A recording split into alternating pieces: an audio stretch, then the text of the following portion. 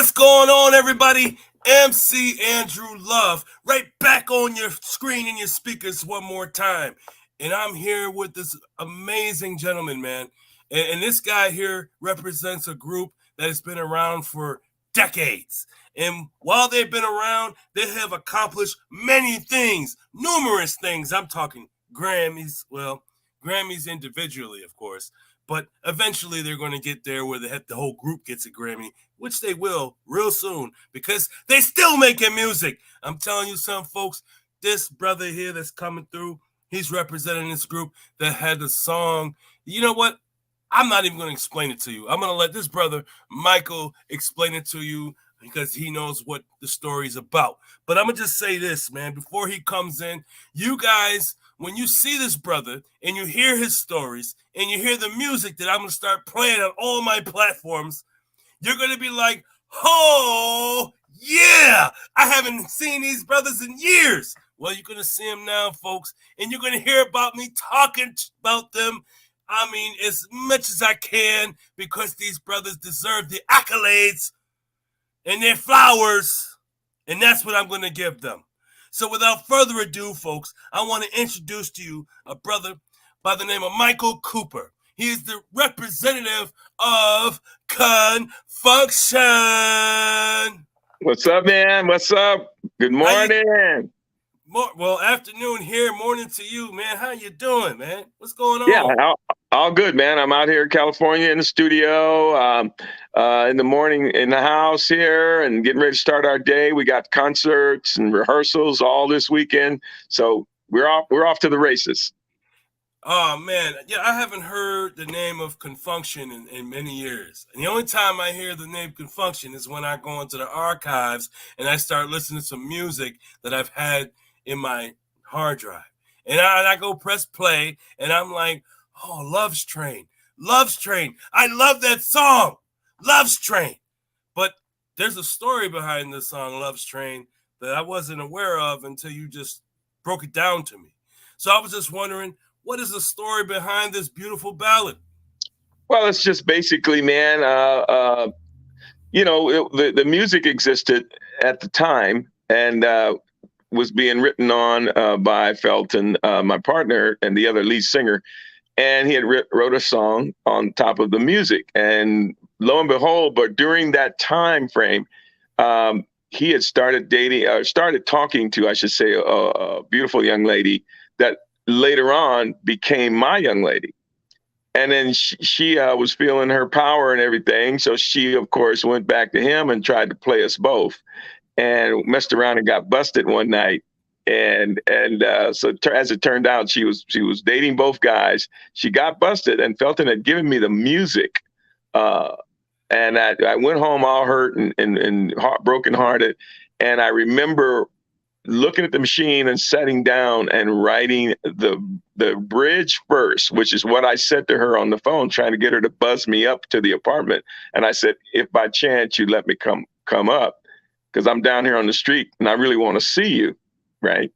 And that line stuck in my mind, the whole corniness of saying, if by chance, like a British guy or something. And I was just hurt. I was really, really hurt. And I remember that line stuck with me. And I said, who the hell says that? What brother says that? And then I said, let me put that down on the record. And when I hit the play button, it happened to be that music. And I dropped it on there. And then about a day or two later, I put on the verses and I listened to it back. And it was a conversational piece that I had created based on what had happened. So there wasn't a lot of rhyming. There was just a conversational type of a song I had there. And I read it and put some finishing touches on it. And then when it came time to vote on the music, there wound up being two songs on the voting reel. One was his version and the other was my version. And when my version came on, he was quite upset. He was quite upset that I had written basically what had happened. And he began to withdraw his music. And of course, the other band members all told him, you got to be crazy, man. That's how hits are written. True lyrics about what really happened. And we had a great laugh. And the next thing we know, Love Train. Man, That song is dope, man. I still rock it to this day. You're talking about it. It's bringing me back into the song.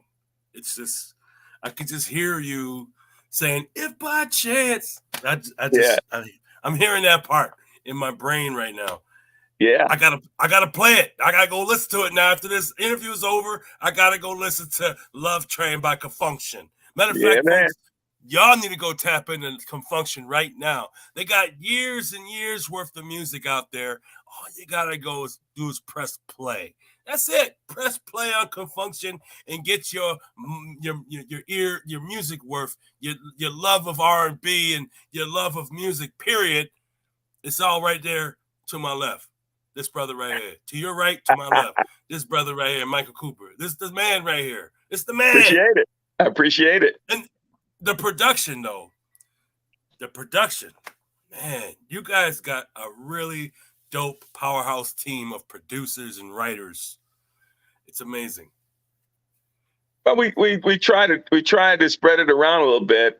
Felton is a wonderful writer producer. Yes. I write. I'm more of a lyric funk man. I write a lot of lyrics and write a lot of melodies, and I really write to get things on the radio. You know, I don't write just to paint a picture or mess around. I truly try to get things on the radio.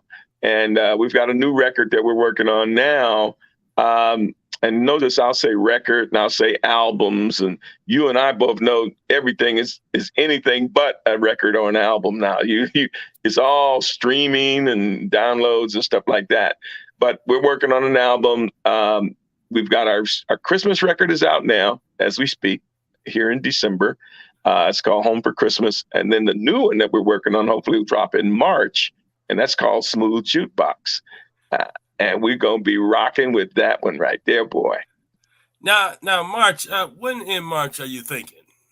March in the year 2024, 2024, I'm sorry, March in the year 2023, March, April, we're looking at dropping the entire album. I think the single might make it out like right around February.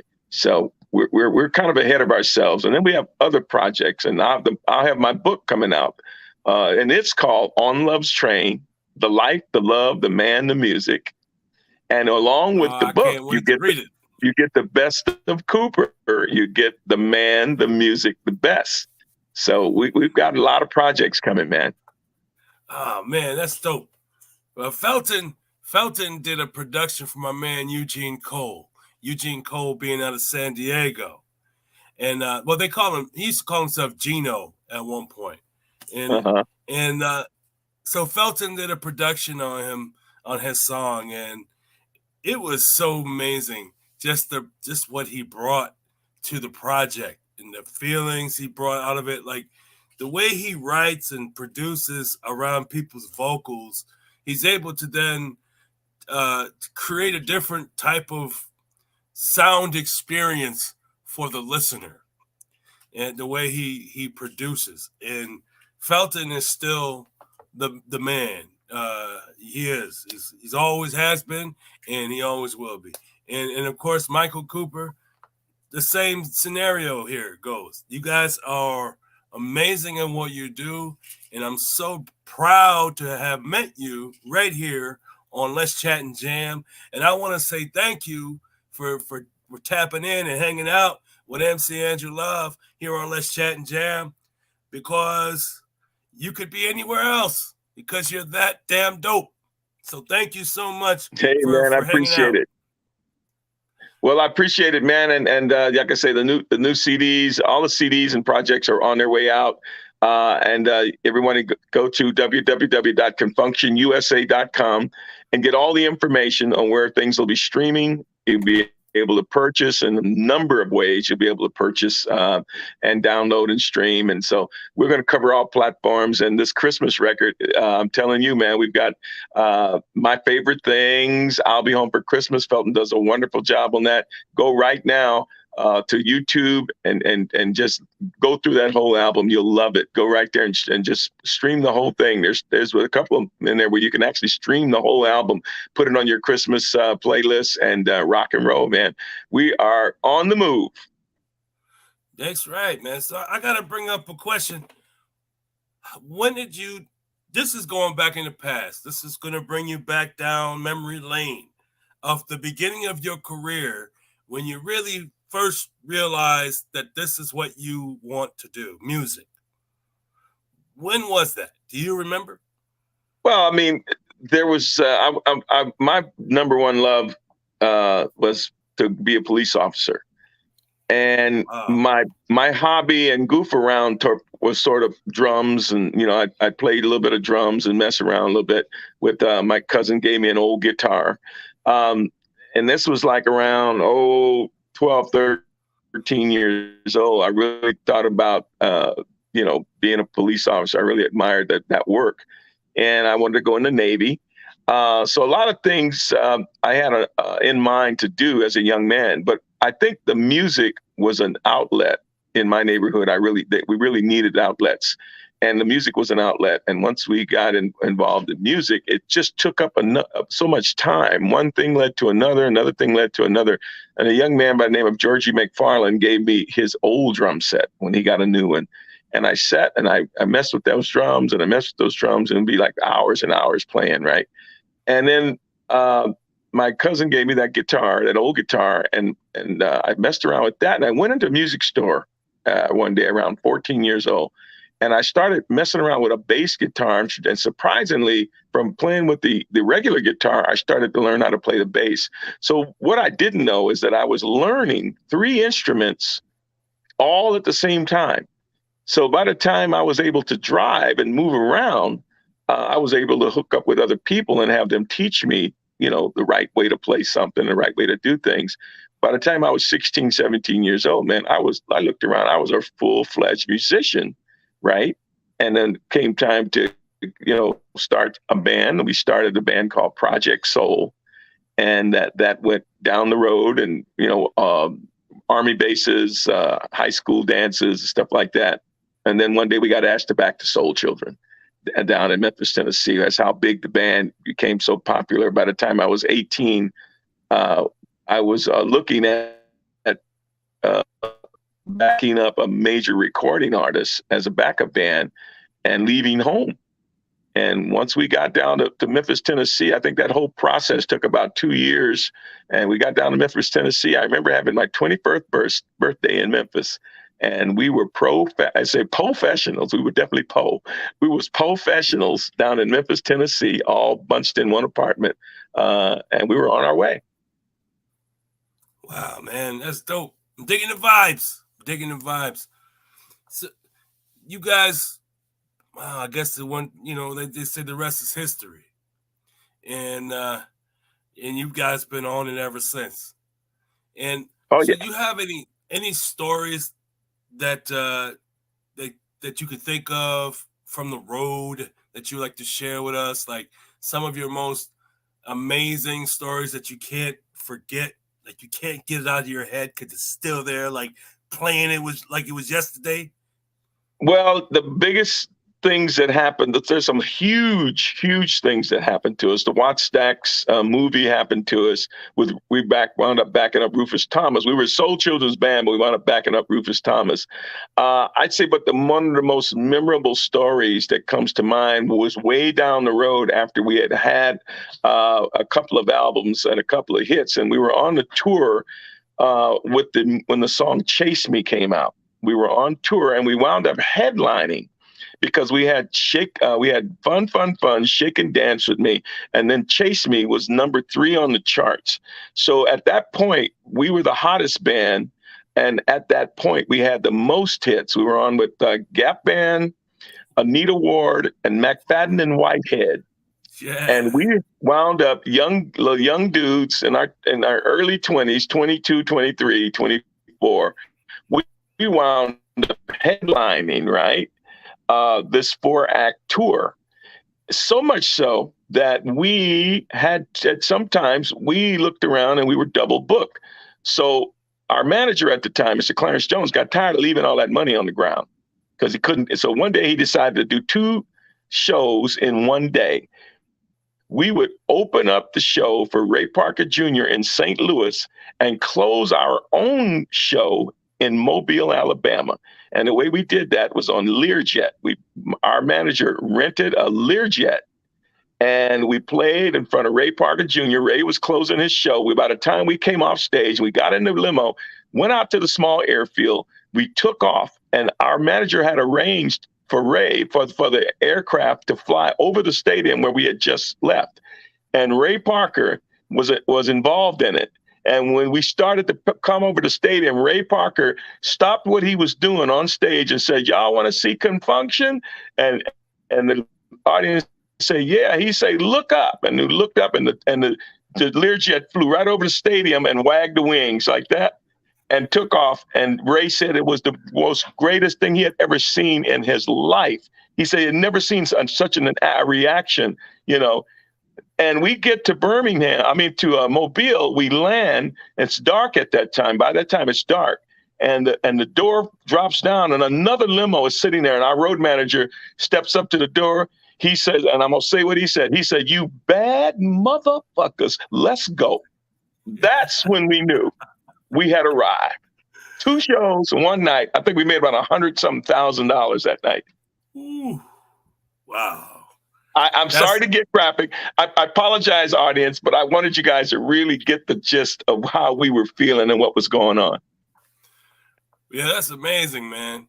I know a lot of artists today that wish they could have some of that today. Like right now, well, man, have some of that. Even back in those days, man, you know, and we did that only one time. That was a nail biter. For our manager, but we made double the money in one day, and we didn't let that go to our heads. We decided to just do one concert in a day after that. But it let me know that we were truly blessed, and we had really joined the ranks. You know, we had joined the ranks, and of course, right after that, in about a year, Gap Band sped right on by us. You know, they took off and ran right by us. But at that moment, we were the big dogs. Yeah, Charlie Wilson ain't no joke. That brother's like, what? What? Oh no, let's go. Yeah. Yeah. That man, that Gap Band is dope. But nah, you gotta go with the ConFunkShun, man. ConFunkShun are still rocking as a band, folks. Still yes, indeed, rocking man. out. 3 originals, and 5 newbies. I don't know if they're newbies to in the music industry, but they're newbies to us. Yeah. These guys have been with us now. I think the one's been with us almost 30 years. This second version of ConFunkShun, he's been with us 30 years, Ron Moten. And we've got some newbies now. We've got our new bass player, which is everybody's a newbie to me. If you 40 anything, you're a newbie to me. But the bass player, he comes in at about 42, and then our drummer comes in at about 38 now. And they're just a blessing. Aaron Green on drums, and Brian Latour on bass. And man, we're off to the races. We got a whole new breath of fresh air now. Oh, I could dig the vibes, man. I could dig the vibes, and I can't wait to hear what it is that you talking about, man. I can't wait to hear your new music. I did hear your Christmas song, though. I did tap in. Your publicist sent me those, and I checked them out. And I'm like, okay, yeah, they still got that dope sound going on, man. You haven't changed a bit, man, as far as your delivery and your vocals, man. It's really good. Thank you so much. Thank you so.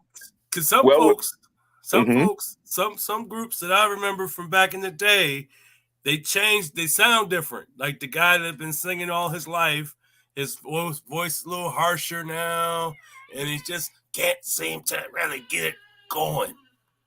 But you, on the other hand, I don't know. What do you drink? A lot of lemonade or something? Like, how do you keep your vocals so good? Well, I stay in shape. I'm actually with the sheriff department. I keep in shape, and I exercise a lot. I don't drink.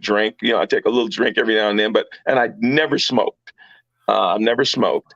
And the key to that, you have to take care of that vocal box. You have to really protect it. All that drinking and smoking and all that, that's going to wear and tear on you. So you can't have I actually have a slightly better voice at at 70 than I had in my 20s and 30s. Only it's just stronger and it's more refined. And note wise and range wise, my range is actually higher. So you got to take care of your voice box. You got to take care of your body like it's a temple. And that's what I've done, and that's what a lot of the guys have done. And when you look at guys like Charlie Wilson, he's got a range that won't quit. And then you've got all the guys up in our. Hey, just look at Smokey Robinson. He's turned 80, 81. He sounds fantastic, man. His voice is smooth and glowing, and and look at my man Jeffrey Osborne. Jeffrey's 74, and Jeffrey sounds fantastic. So yeah, we all take time, and Jeffrey's in fantastic shape too. Jeffrey is no joke, but we all take time to really get ourselves together and make sure we can give the people what they paid their money to see. Well, I'm going to definitely come and tap in and see you when y'all come to Syracuse. Ain't you coming to Syracuse sometime soon? We'll make it happen, man. We'll make it happen. Syracuse, New York, and man, we'll be there. We'll be there. We'll work it. Yeah, you got to work it, man, because Syracuse has been waiting for some ConFunkShun for years. And I'm looking forward to the time where I can just see you guys get on the State Fair stage. Maybe go to like they have the Chevy Court, which is a big court right in the front of the fairgrounds. You guys can take that, and next thing you know, you're going to have like standing room only people just coming through that stand all the way in the back because there's so many people there to watch you because not everybody can fit. And so I'm going to be there early. Right on, man. Well, listen, DJ, I'm going to have to leave you here in a short. We've got rehearsal about to pop up any second now. And I got about a 30-minute drive to get there, so I'm gonna have to break out, man. But I want to thank you so much, love. I really want to thank you, man. You come highly, highly recommended by my boy up in Canada, Jared. And man, shout out to Gerard, man. many thanks. Many shout thanks out to Gerard, because if it wasn't for him, this would not have happened. So shout him out. Oh, yes. One thing before you go, man. Do you have any advice to give to any young folks that are coming up that want to do what you're doing? Well, one example is what I just said. Take care of your body and hone your craft and rehearse and practice in the old school way. Pushing buttons and all that, and sampling and singing over something that's already recorded, and that's cool. That'll come and that'll make you clever. But you need to learn the basics of music and how music. You need to learn the feel of music and how you can make people feel with your music. And the best way to do that is really feel yourself and write yourself and write and learn and practice. Guitar, piano, whatever it is you decide to do. And then when you get to a point where you make any kind of money, I don't care if you're playing at the local bar and grill or the local wedding, take some of that money and put it away and upgrade and invest in yourself, right? And keep a smile on your face all the time, because that smile is money, man. You get some doors open with that smile. You can't come in here with no hard nose like you guys give to music, because no, you're not. Somebody's done it before you and done it much better. So be humble and get out there and make it happen and go to school. Don't give up school for music. Never do that. Because the music, and if anything, work at your school and make sure music is in your school, and people coming behind you will have that. Because that's what happened to us. We had many people come and make sure we had instruments to play, and then teachers would take off. Some teachers actually taught without pay to make sure we had music in our school. So that's what's happening. Y'all get out there and make it happen. And God bless. Well, thank you for coming through. I do appreciate your time. You are now in the Let's Chat and Jam fam. So it means you don't have to wait for me to tap into you. Nah, you can tap into my DMs on Instagram and say, hey, MC, I got new songs that we got coming out. I got another book that I'm writing. Or we just got in another film. Whatever it is you're doing, Michael Cooper and the rest of ConFunkShun, I want to know about it. So when you tap into me, I'm going to dig into my calendar and I'm going to say, deal, you in the show, let's go. But that's how easy it is when you in the fam. So Michael Cooper and the rest of ConFunkShun, welcome to the Let's Chat and Jam fam. Love you, man. Merry Christmas. Happy holidays to you, and we will see you next year. Okay. All Love right, you, man. peace. All right now.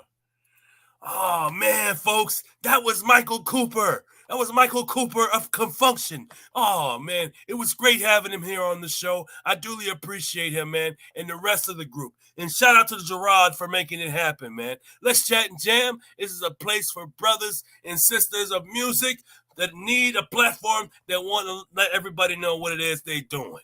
So, hey, if you have a dream, if you have a goal, if you have a passion, then go for it, because only you can stop you. And nothing, and I mean nothing, folks, beats a failure but a try. Peace out, everybody.